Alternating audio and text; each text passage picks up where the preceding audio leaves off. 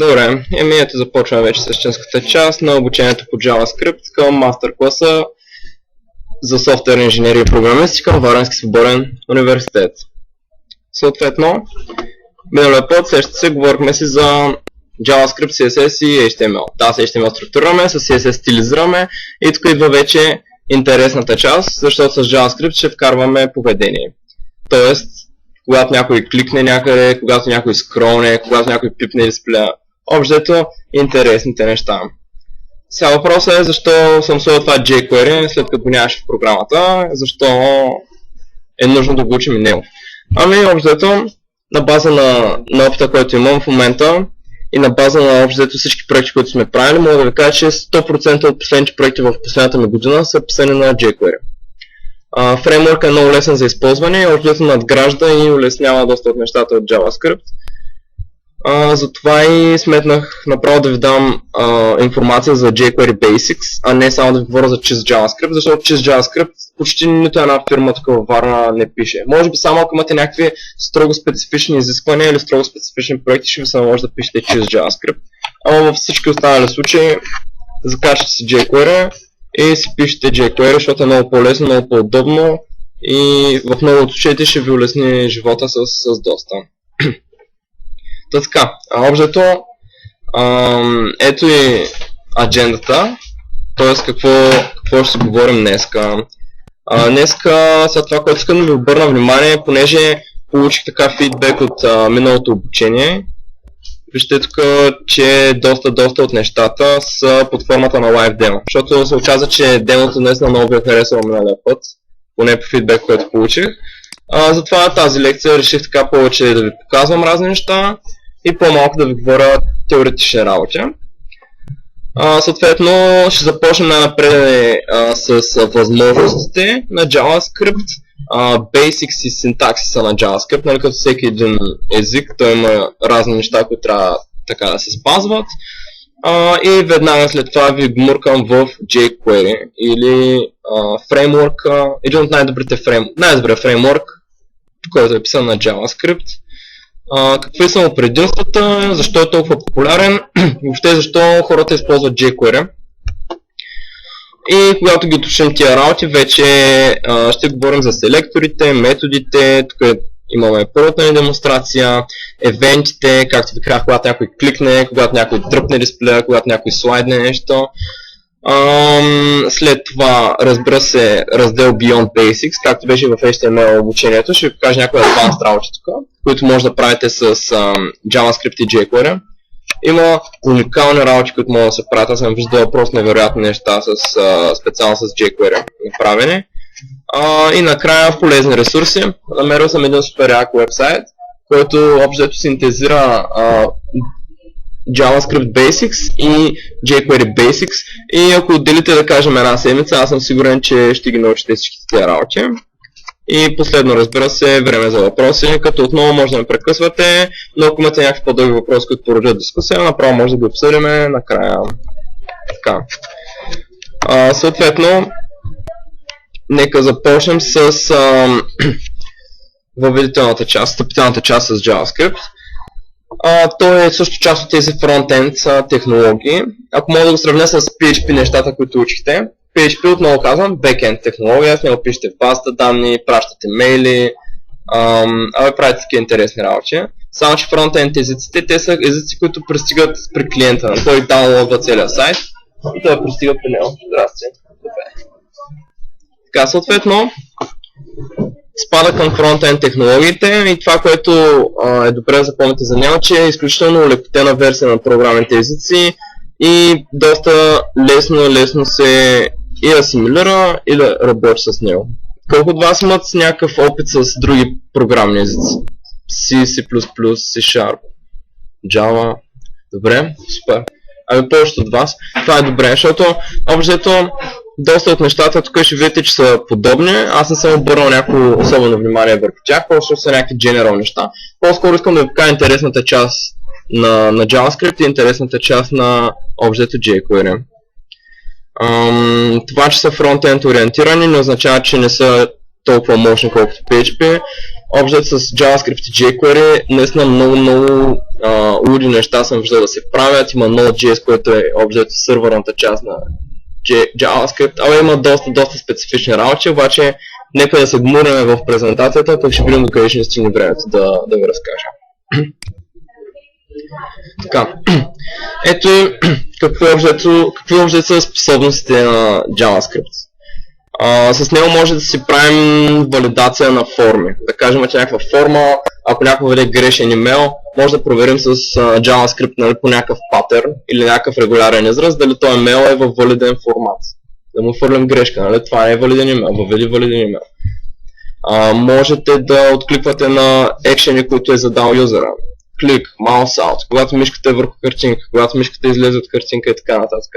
Общо доста широк набор от евенти, да не говорим, че има и библиотеки, както jQuery, jQuery Mobile, които надграждат основната функционалност на JavaScript и общо да кажем при мобилни устройства, в чистия JavaScript нямаме някакви драг, нали, когато почнеш да влачиш някакъв елемент или когато преползваш нещо или когато да кажем pinch-outваш дисплея. С тези библиотеки можем да хванем тия движения и да сложим някакъв екшен, когато го направиш това нещо, което е доста... ако сте креативни, може да отключи доста така добри фичери във вашите проекти, които могат да впечатлят потребителите. Появяване, скриване на различни елементи динамично. Знаете, виждали се в някои сайтове, кликаш на някой бутон, екранът се затъмнява и за логин форма, разни такива екшени, затъмнявания, динамична обработка на елементи. Тук имаш изображение, обаче кликаш някъде и той изведнъж изчезва, на негово място отива друго изображение. Цялата тази функционалност се прави с JavaScript. Съответно, тук вече са малко по-адванс нещата. Динамично зареждане и промяна на съдържанието. Това се прави с Ajax, примерно. Има някои такива компоненти, има някои jQuery доста добре е проектиран да работи с Ajax. Виждали сте някои сайтове, кликате някъде, не презарежда целия сайт, ами само една част от сайта се презарежда, само съдържанието, което реално трябва да се обнови, се презарежда. Това се прави с Ajax и в модерните вебсайтове просто задължително. Примерно за изпращането на една имейл форма да презаредиш цялата страница вече не е много ефективно. Това нещо може да се направи с Ajax и да ускори бързината, особено на мобилни устройства и така нататък, доста пъти, пък и за юзера е още по-добре, защото страницата въобще не го презарежда, всички компоненти не презареждат. Съответно с JavaScript можем да извършваме комплексни калкулации. Виждате, първо с CSS и HTML до тук можем просто да направим някакви формички, някакви полета. Представете си, ако трябва да направим някой калкулатор, примерно. Тук вече идва напълно с JavaScript, можем да събираме променливи, да ги изваждаме, да ги умножаваме, да правим някакви формули, по които да се изчислява някой коефициент, общо всякакви сложни изчисления и такива работи. Имплементиране на custom контроли, може би това е една от най-големите сили, защото има много така девелопери, които създават плагини, които ние можем да използваме. Да кажем, ако имаме една галерия в нашия сайт, няма да тръгнем да пишем от нулата, нали? Сега той тук, той тук, той изображение се мърда. Не, има супер много готови такива галерии, които лесно се кастомизират. Закачате си ги, има на jQuery супер много плагини, закачате си ги, гледате в документацията, има супер много контроли, които могат да се появят. Стилизирате си с CSS нещата да изглеждат както ви е по дизайн и си ползвате готовите контроли. За Ajax вече ви казах, както и супер много други неща може да се прави с JavaScript. Това са общо основните, които ги използваме така всеки дневно. Ако се сети нещо друго, ще добавя в хода на презентацията. Така. И ето ги вече и съвсем основно как може да си закачите JavaScript към страницата. Сега ви се сещате, че до тук, да кажем, имахте HTML, тук head, алабала и прескачаме до body. Затваряме body. И да затворим и HTML. Съответно има доста начини, по които има три начина, по които мога да закачите скриптов таг в вашия код. Съответно най-добрата практика е да го сложите в head частта, ей тук. Там където закачате външен стил CSS, който линква към примерно style CSS, ами по същия начин можете да закачите външен файл, който се казва нещо си, .js, примерно script.js. Това разширение .js предполага, че това е изпълним примерно JavaScript файл и си го закачате като script tag, ето тук в header. В някои проекти може да ви се наложи да го закачите в body частта, най-отдолу в нея. Това го правете само ако сте наясно какво искате да постигнете. Аз честно казвам, за начинаещи не го препоръчвам. Не го препоръчвам да го закачате тук. По-добре да го закачите в head частта. Има специфика, ама сега няма да навлизам в детайли да ви заливам с информация. Не, със сигурност не е по-добре да се слага долу. По-добре е ако има някаква идея за това да се сложи долу. Например, ако файлът е много голям, се разделя на части, частта от която да кажем абсолютно required, за да тръгне сайта, се слага горе, тая, която да кажем, за да не го забавя чак толкова много, някакви подробности се слагат долу, те дори да не заредят до края, чак толкова, не е чак такъв голям проблем. Мога да ви дам една интересна статия специално за тази тема, защото имахме един доста голям проект, в който JavaScript файла стана 3600 реда и съответно, колкото и да е лек и оптимизиран JavaScript, знаете, че когато стигнете до 3600 ред на калкулации и изчисления, разбира се, сайта се забавя, особено в началото. Имахме такъв проблем, съответно трябваше да ресършим как да решим този проблем, как да го направим. Четах какви ли не неща за оптимизация на JavaScript код. Направо една седмица бях се побъркал и да го изчисля, да го изчистя, въобще да стане супер оптимизиран. И това, което е, само мога да ви кажа като тизър, че наистина за сега си го слагате в head частта, ама ако минете 3000 реда код, може би вие ще наложи да направите подобен ресърч. Да, има много специфични работи. Та, разбрахме се, за сега ще го слагаме в head частта, а само ако сте доста адванст и искате да постигнете, да кажем, бързо действие или нещо друго, слагайте го в борито, обаче внимавайте. Сега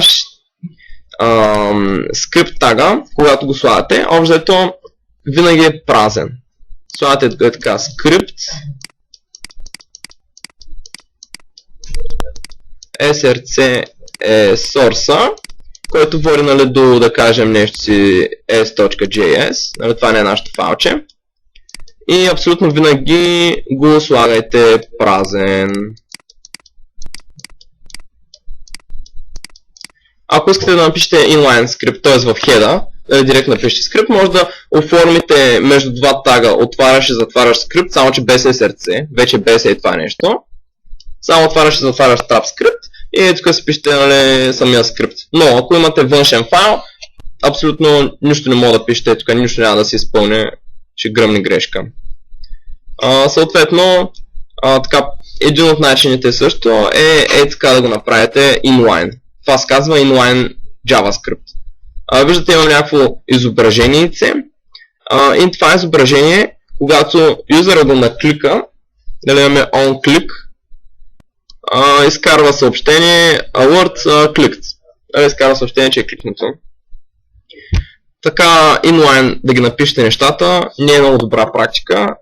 Аз ви забранявам да пишете inline нещата, защото такива дебъгвания съм правил заради inline работи, че направо главата ми е гръмнала от простичи. Най-добре е CSS да ви е в отделен файл, JavaScript да ви е в отделен файл, HTML ви е отделен файл. Логиката между тях е ясно разделена между всички. В момента, в който почнете да пишете style е равно на еди си какво, onClick е равно на еди си какво, нещата така се омазват. Имахме един друг проект с примерно 1500 HTML файла, 1500 страници. Представете си на 1500 страници, ако на всяка страница има onClick евент на някакъв компонент, който не е изкаран динамично с PHP някъде в модул. Представете си през тези 1500 страници, аз как, примерно ако задачата ме е да, като кликнеш върху това изображение, се случи нещо друго, смятайте какъв взор е, докато намеря какво се случва, през конзолата търся, евента къде е атачнат, ама мога да го превентна, нали, как да го спра този евент и той кодът става още по-омазан, защото представете си, примерно, да кажем, зареждам го на мобилния ми телефон, аз с JavaScript правя някаква лудница да го превентна този евент, ако файла не зареди, това ще се щупи, общо е доста голям зор, така че ако пишете инлайн неща, нека бъдете много наясно, имайте много силна аргументация защо пишете inline behavior. Във всички останали случаи, във външен файл или в скрипт, между скрипт таговете, хванете си елемента, сложете му едно ID, кажете му ID, алабала, клик и си задайте евента там. Това са начините. Покажах ви добрите практики и лошите практики. Сега вече като влезем в секцията, където ще ви направя демонстрация, ще ви стане ясно. Това, което е интересното тук е, че за разлика от може би езиците, с които сте така по-запознати, изключително слабо типизиран език е, няма интиджери, разни такива. Всъщност има, обаче когато ги декларирате не го казвате това нещо. Не е нужда да пишете, нали, какъв тип ще ви променливат, всички масиви са динамични, май доколко се спомня, всички са динамични, пишете просто var a и a може да е string, може да е integer, може да го присвоите на число. До такава степен е улеснен девелопмента, че сега това не е, нали, като цяло не е добре, защото бързодействието не е чак толкова добре, колкото при другите езици. Обаче ако се замислям, примерно аз като създавам една променлива, да знам дали ще е string или integer или нещо такова, в повечето случаи подбавя юзера, нали, аз после ще правя нещо с него, така че не е нужда да мислите за тия работи, тук е изключително приятен език за писане и изключително приятен език за начинаещи, между другото. Аз започнах с JavaScript. Първият ми език, който съм научил да програмирам, беше JavaScript. И така, синтаксиса. Синтаксиса, общо, както ви казах, слабо типизиран и абсолютно всички правила от другите езици в голяма степен важат. Тоест тия general нещата, от рода на плюса събираш, умножение имаме равно. Това някой знае ли какво е? Да го стря. Точно така, да. А това? Браво. Това? Точно така, да. Ами ето виждате, че дори съзнанията, които имате по други езици, вече се ориентирахте във всички операнти, почти всички операнти в JavaScript. Както ви казах, променливите много интересни с тази ключова дума var се задават и когато задавам примерно променливата a е равно, тук може да е integer, може да е string, може да е boolean, може да е каквото ми хрумне, може да е date object, ако му дам new date става date object, въобще можете с тази ключова дума var да си инициализирате променливи от абсолютно всички типове. Conditional statements, същите, имаме if, имаме else, тук имаме switch, примерно. Наскоро почна да го използвам това switch, много е удобно, особено ако имаме такива различни кейсове, нали? If, else if, не знам си какво, по едно време открих това switch. Наистина е супер удобно такова, но разбира се, всичко, което може да напишете с switch, може да го напишете и с if else, така че тук вече зависи от личните ви предпочитания. Точно да, на някои места логически е много по-лесно с switch. Цикли, колко от вас знаят какво е цикъл? В програмирането. Добре, супер. Съответно искаме for, while, do while, същите правила важат, същата логика важи.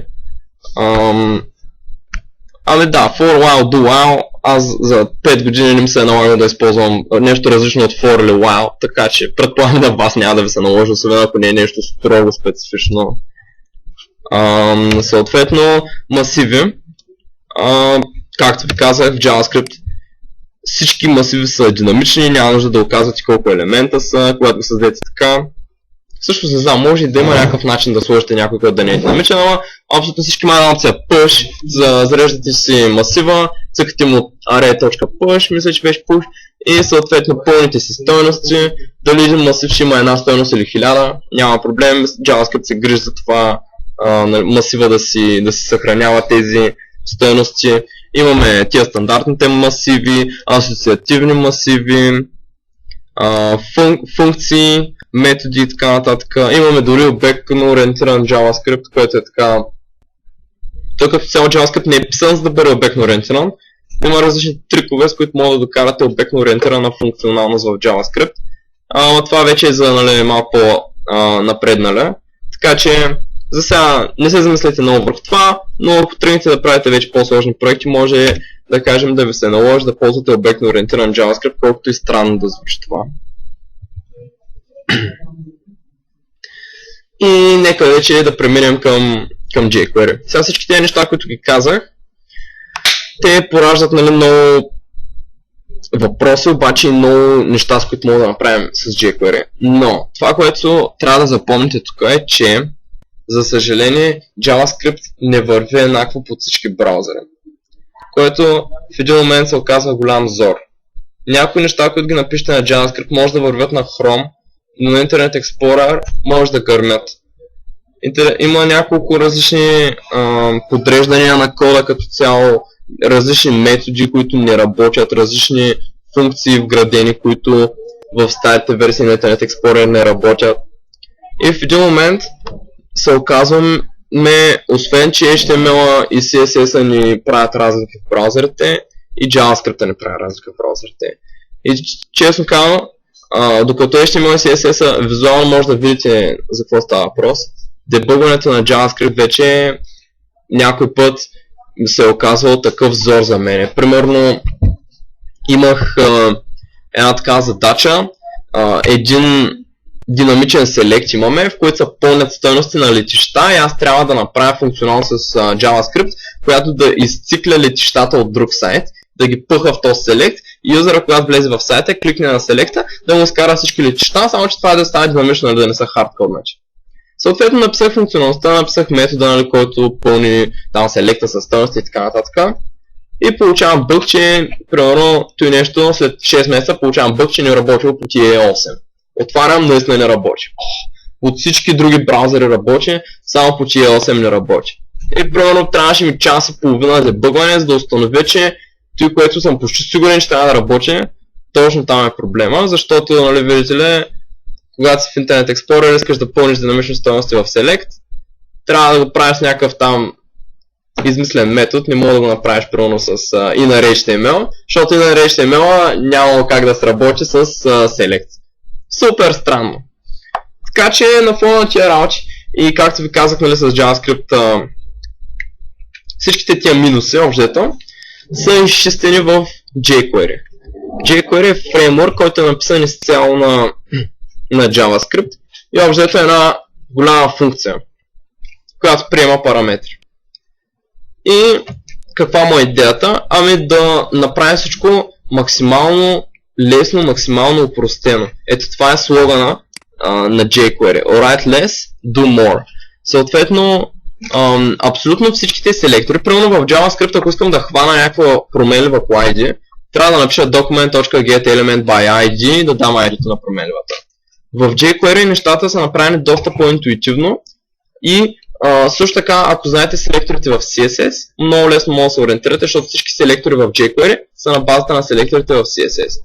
В jQuery, за да хвана една променлива, трябва да сложа доларче и в скобите да сложа нейното ID.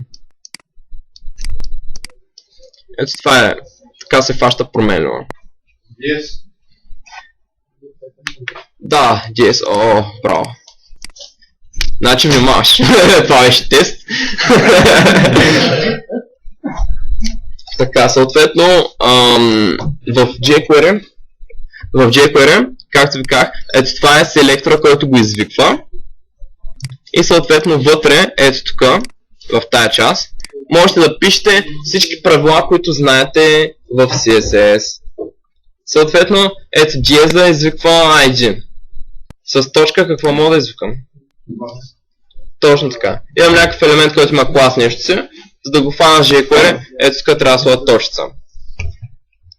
Можете да тук да си слагате много сложни вече паттерни, ще ви покажа в документацията на jQuery, в която може да виждате. Примерно може да кажем input, чието type е текст. Искате да фанете всички инпути, чието type е текст. Пишете доларче, за да извикате jQuery, отваряте скобата, пишете input, квадратна скоба, type е равна текст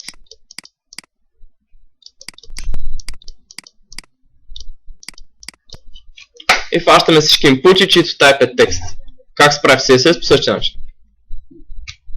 Съответно, тук създателите на jQuery целят да направят така, че ако научите синтаксиса на селекторите в CSS, да може много лесно да манипулирате елементите с jQuery.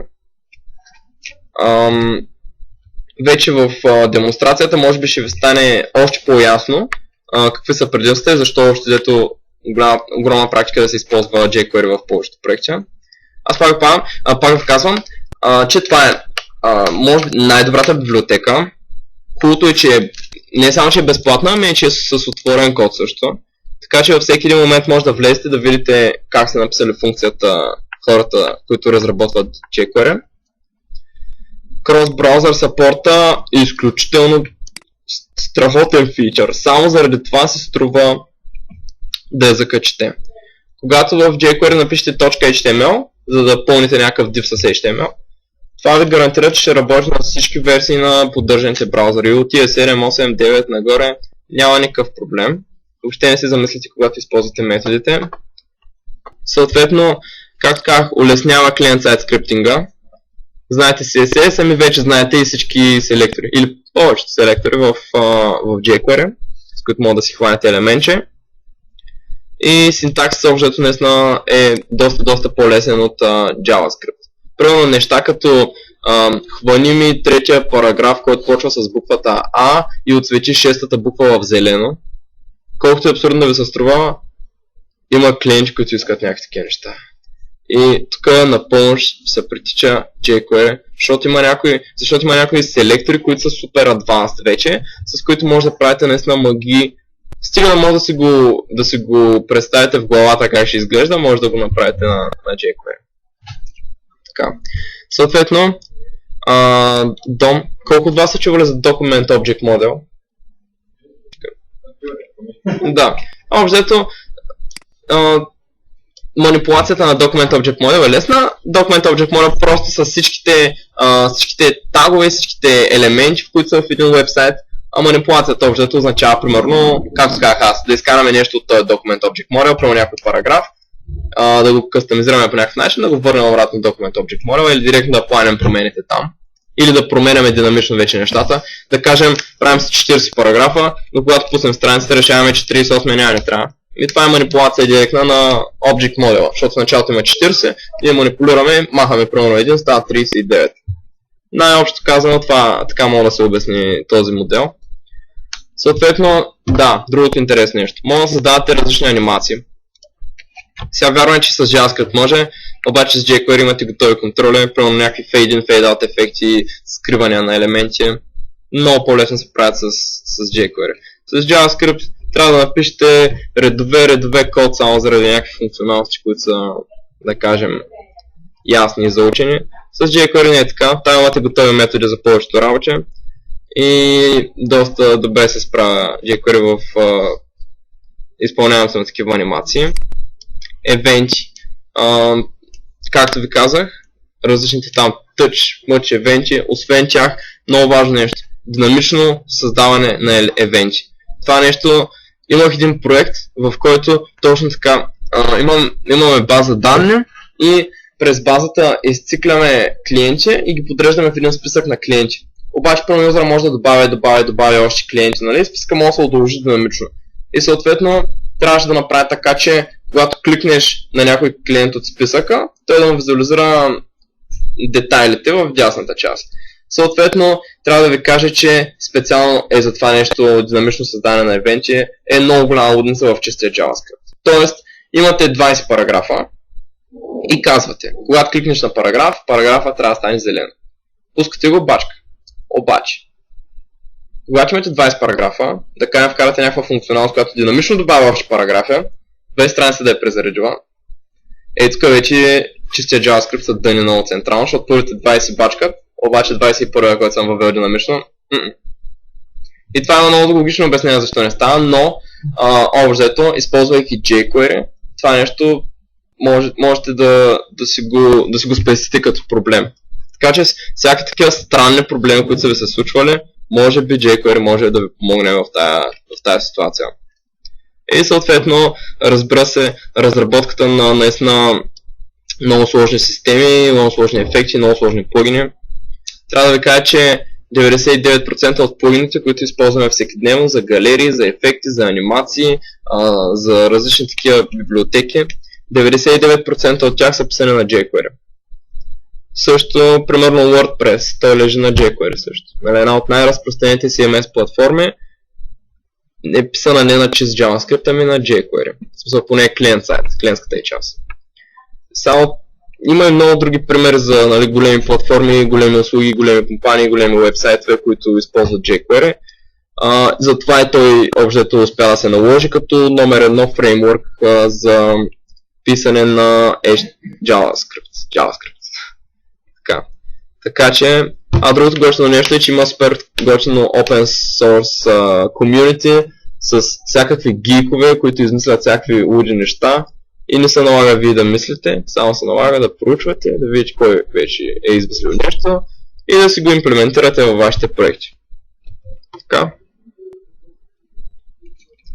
И ето, аз вече загатнах за някои темите, защо е толкова популярен.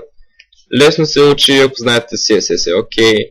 Лесно се пишат плагини на него, общо взето. Селекцията на елементи, аз ви показах някои от най-бейсик такива, нали, с ID и така нататък, но пак да кажам, че е много по-лесно и много по-мощно може да си дърпате елементи от дом дървото. CSS3 много силно наложен в последната версия на jQuery особено.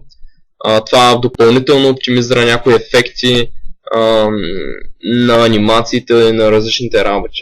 Примерно мога да ви дам такъв, да кажем, към пример наскоро, който използвах.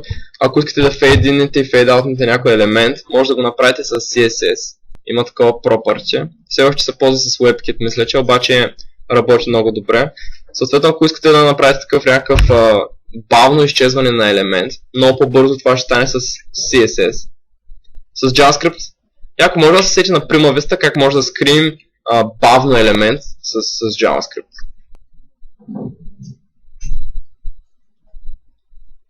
Обзето, пускаме един forticle, има едно property opacity.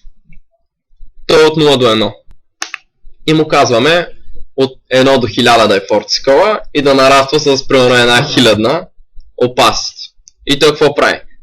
Пуска цикъла и на всяка секунда, всяка стопна и изведнъж дива се показва.